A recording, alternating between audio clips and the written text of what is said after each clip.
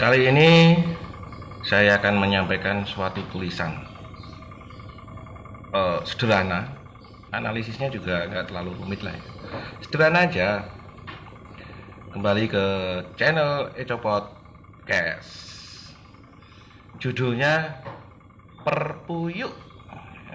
Rujukannya adalah TAP MPRS nomor 20 Romawi garing MPRS garing 1966 J Yungto TAP MPR nomor 5 garing MPR garing 1973. Agar koheren,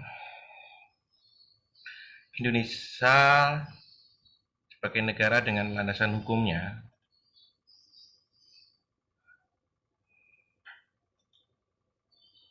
saya mengusulkan untuk merefleksi kembali ketentuan yang diatur dalam TAP MPRS nomor 20 garing MPRS garing 1966 Yungto TAP MPR nomor 5 MPR tahun 73.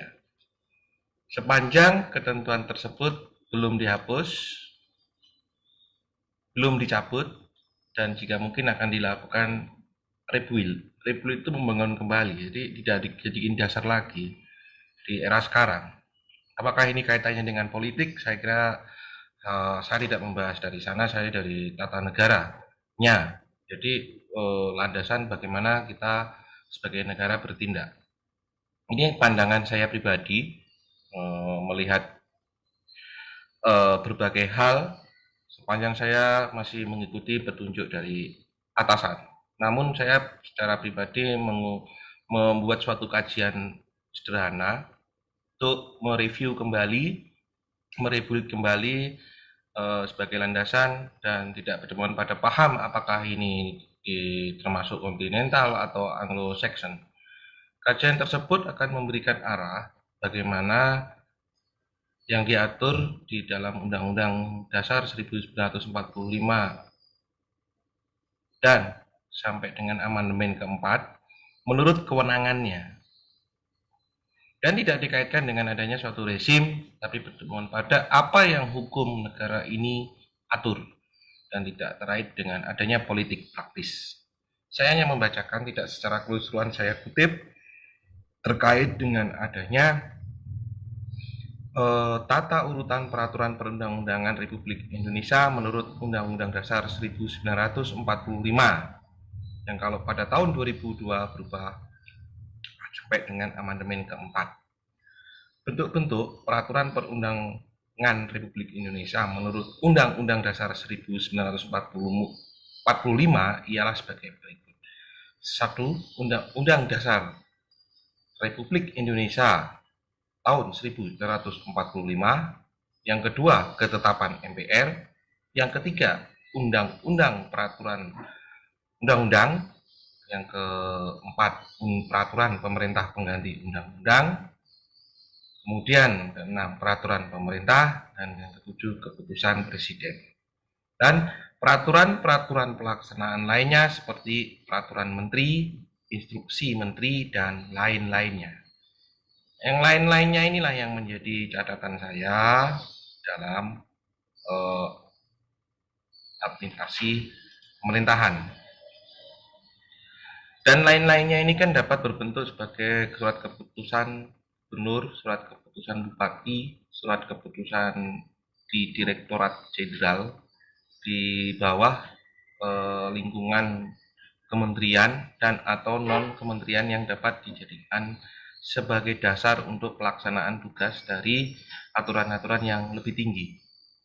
Nah, bentuk-bentuk peraturan perundang-undangan itu sebagai yang mana tertuang dalam TAP MPRS tersebut sampai dengan yang sekarang, kalau kita lihat dalam Undang-Undang Nomor 12 Tahun 2011 mengenai tata cara pembentukan peraturan perundang-undangan, jelas tidak diatur bagaimana caranya, kan gitu.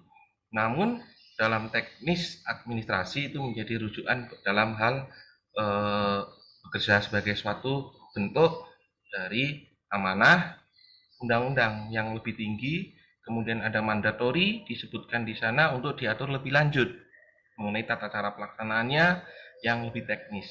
Jadi artinya dan yang lain-lain ini pasti memuat ketentuan-ketentuan yang mengatur secara teknis terkait dengan adanya pelaksanaan dari undang-undang, kemudian ada juga dari peraturan pemerintah.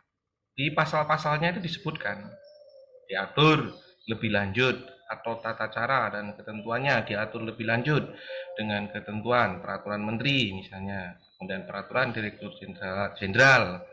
Nah, itu secara jelas, secara tersirat itu ada di sana. Nah, sesuai dengan sistem konstitusi seperti yang dijelaskan dalam penjelasan autentik Undang-Undang Dasar 1945, bentuk peraturan perundang-undangan yang tertinggi yang menjadi dasar dan sumber bagi semua peraturan perundangan bawahan dalam negara. Sesuai pula prinsip negara hukum, maka setiap peraturan perundangan harus berdasar dan bersumber dengan tegas pada peraturan perundangan yang berlaku, yang lebih tinggi tingkatannya. Artinya memang kita harus hal tersebut. Bagaimana dengan kedudukannya yang kita ketahui bisa saja dapat tidak terkait gitu. Jadi ini kajian sederhana saya bagaimana kedudukan peraturan Direktur Jenderal Pajak dapat memiliki sebagai suatu pedoman. Kajian ini sederhana.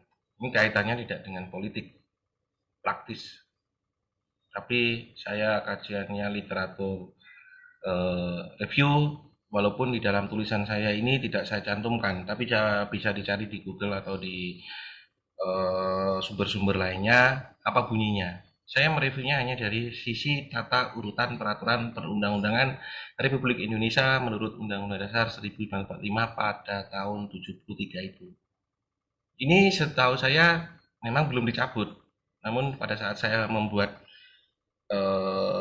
video ini saya belum tahu pasti dan atau mungkin sudah dicabut atau belum, tapi saya meyakini dari sumber yang saya percayai yaitu dari hukumonline.com, di datanya itu masih dinyatakan belum dicabut. Jadi saya mereview kembali bahwa perlulah hal-hal yang semacam ini dijadikan dasar konsideran, menimbang atau mengingat ya, mengingat. Kalau menimbang dapat saja kalau ada hal yang baru, tapi kalau menimbang adalah sebagai rujukan pedoman yang memang sudah menjadi pedoman yang harus ditaati. Kalau di dasar menimbangnya memang dalam hal tersebut memang belum dilaksanakan dari pelaksanaan TAP MPR tahun 73 tersebut, nomor 5 tersebut. Jadi artinya memang sudah dilaksanakan. Jadi lebih tepatnya adalah di mengingat. Saya kira itu. Terima kasih atas perhatiannya. Semoga dapat bermanfaat.